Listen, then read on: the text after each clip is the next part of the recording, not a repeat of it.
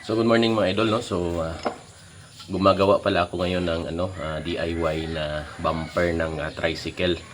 So ito na po yung nakating natin na tatlo. So may dalawa pa.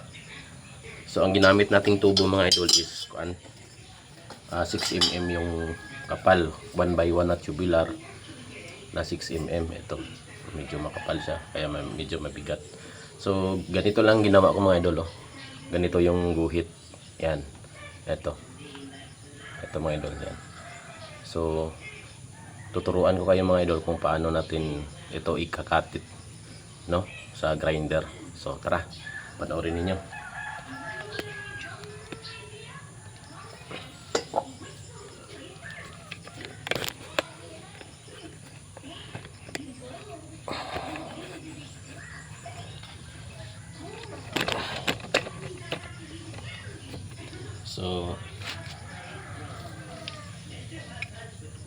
So ganito lang ang pagkakat mga idol, no. Unahin natin yung nakaslant na guhit. Tapos ulahin natin tong kuan. Pasensya na kayo sa Tagalog natin mga idol kasi Bisaya tayo eh. Tigas yung dila natin. Last na ikakat natin is itong straight na kuan, guhit. So tara.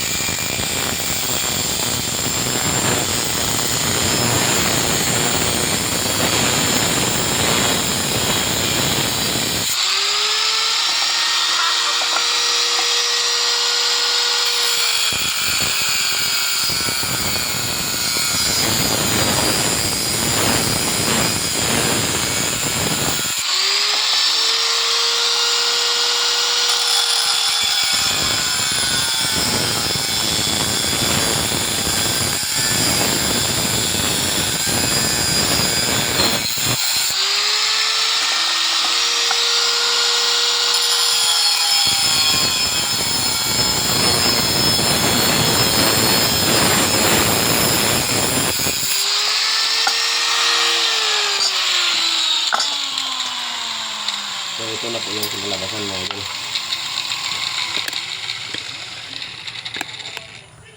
So ito na po yung kinalabasan natin sa cut natin mga idol yan. I-bend lang natin ito ng konti. Oh, ito na.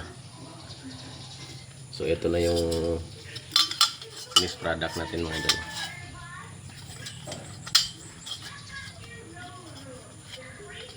Oh, ito na. Yan. So i-weld na lang natin yan pag may welding machine na. Bali 5 ito mga idol, isa na lang kulang.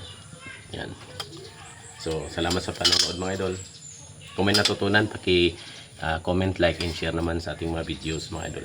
So pagpasensyahan niyo na kasi hindi rin ako professional pagdating sa paggamit ng grinder, no? So baguhan pa lang tayo mga idol. So kung